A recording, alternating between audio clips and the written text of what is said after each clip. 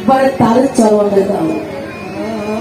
ডাকতে যদি হয় হাগৌর প্রাণ গৌর বলে ডাকো বাবা। কাঁদতে যদি হয় তুমি মায়া কাটা কেঁদো না, তুমি হাগৌর প্রাণ গৌর বলে কাঁদো, তাতে তোমার লাভ হবে।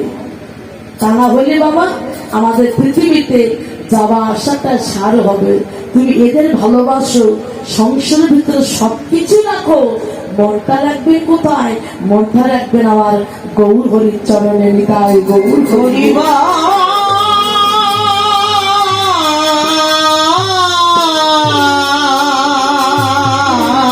আজকে দেখুন অনেক রাত হয়েছে বাবা, তবু আপনারা নিশি জাগরণ করে বসে আছেন ভগবান শ্রীকৃষ্ণের রূপ লীলা শ্রবণ করবার জন্য। তা ভগবানের যে রূপ, এই রূপের সঙ্গে কোনো কিছু তার তুলনা হয় না। এমনকি আকাশের চাপ পর্যন্ত হেরে গেছে, হার মেনে গেছে। ভগবানের রূপের সঙ্গে কোনো কিছুর তুলনা হয় না। তো সেই ভগবানের রূপ বর্ণনা করার ক্ষমতা বাবা আমার না। তবু যেটুকু বলবো সাধুগুরু বৈষ্ণব বৈষ্ণবের কৃপা। শাস্ত্রে শুনেছি কাষ্টের পুতুলিকা কুহু কেনাকায় তেমনি গৌরচন্দ্র যে মত বল।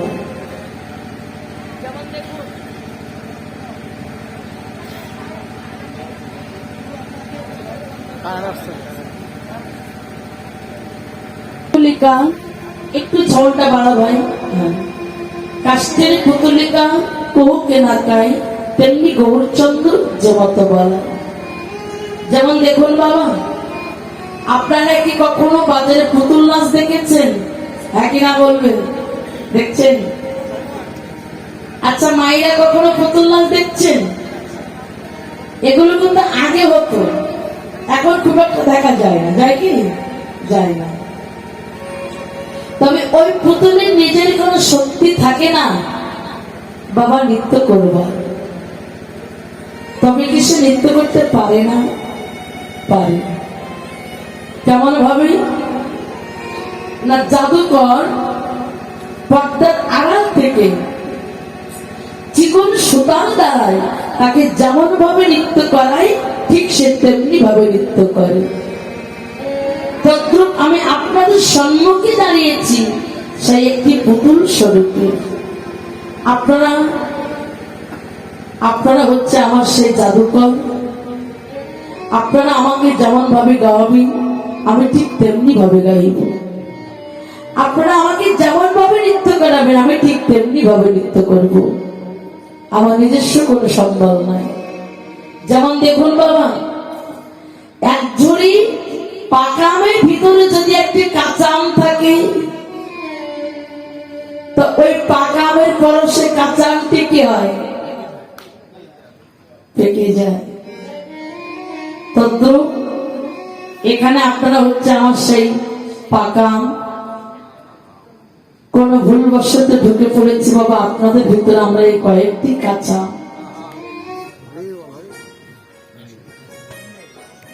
আপনাদের কৃপায়, আপনাদের পরশে যদি আমার কিছু হয়, আমার নিজস্ব কোনো সম্বল নাই। শাস্ত্রে শুনেছি যদি সাধুগুরু বৈষ্ণবের কৃপা হয় পঙ্গ বিলম্বন করতে পারি, অন্ধে নয় পাই বাবাই কথা বলতে পারি। তারপরে আমার সেই সাধুগুরু বৈষ্ণবের মা আমার কৃপা করবি। আপনাদের কৃপায় যদি আমি দেয় কৃষ্ণ কথা বলিতে পারি, আমার নিজস্ব কোনো সম্বল নেই। তার যে লীলাকে আমরা আস্বাদন করবো মা, সেটি হচ্ছে ভগবান শ্রীকৃষ্ণের রূপ বর্ণনা। আর যতগুলো পালা আছে তার ভিতরেই কিন্তু এই রূপ লীলাটাই কঠিন। বেশি মা বুঝতে গেলেও একটু কষ্ট হয়, কিন্তু ধীর মস্তক ভাবে যদি আস্বাদন করা হয় আমার মনে হয় আপনাদের ভালো লাগবে। তা বৃন্দাবন লীলায় যাওয়ার আগে সর্বপ্রথমে একটু গৌরহরিকে স্মরণ করতে হবে, কারণ গৌরহরিকে স্মরণ না করা পর্যন্ত কখনো সেই বৃন্দাবন লীলায় যাওয়া যায় না। তাহলে আসুন, আজ আমার মায়েরা, আমার বাবারা, আমার দাদা ভাইরা দিদি ভাইরা সকলে আসুন। আজ আমরা সবাই মিলে আমরা আমাদের সেই গৌরহরিকে স্মরণ করি। আজ আমাদের প্রভু কাহিনী আর আমরা সকলেই শ্রবণ করব।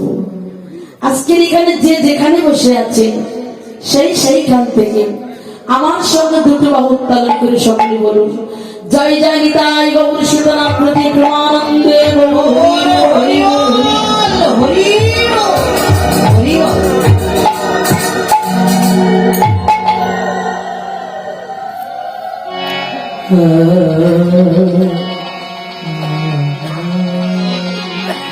হরে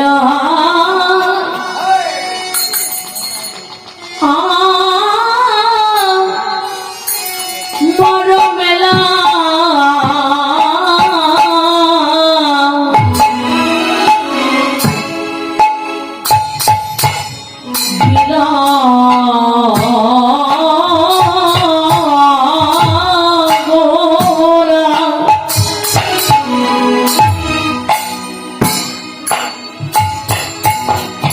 গোড়ানা যায় পা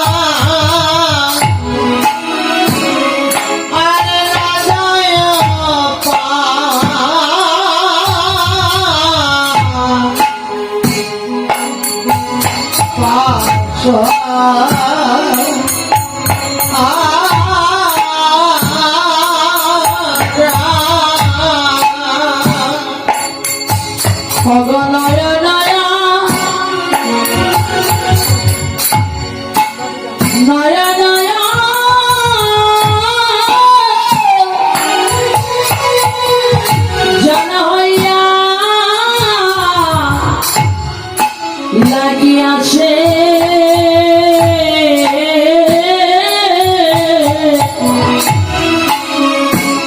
নয়নয়ঞ্জন হইয়া লাগিয়া গোড়া লাগিয়াছে পরা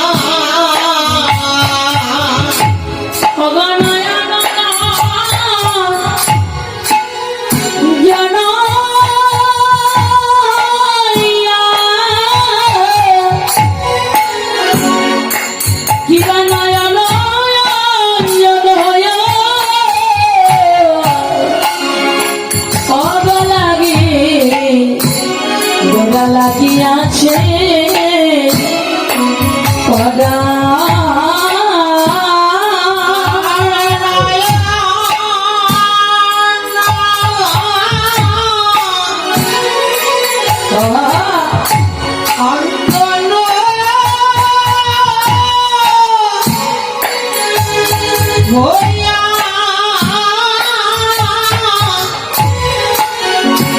আরে নয়নে জন হইয়া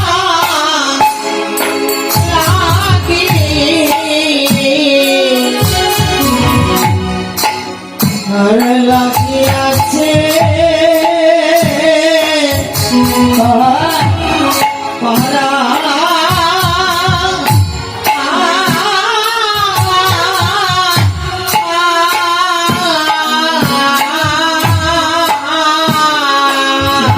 ছাড়াইবার উপায় না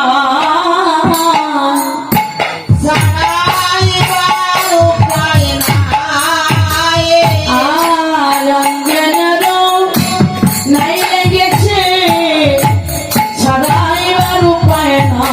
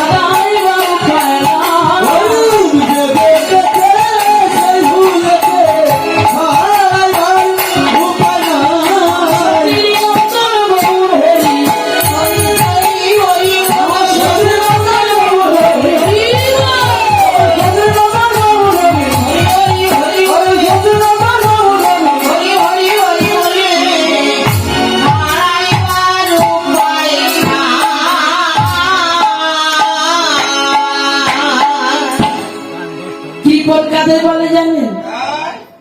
কৃপণ। এত কৃপণ আমি বাবার জন্মে দেখি। আমার যেটু বলছে সে আবার কেমন হ্যাঁ কৃপণ। কৃপণ কাদের বলে মা একটু বলবো? যদি বলতে পারেন বলবো।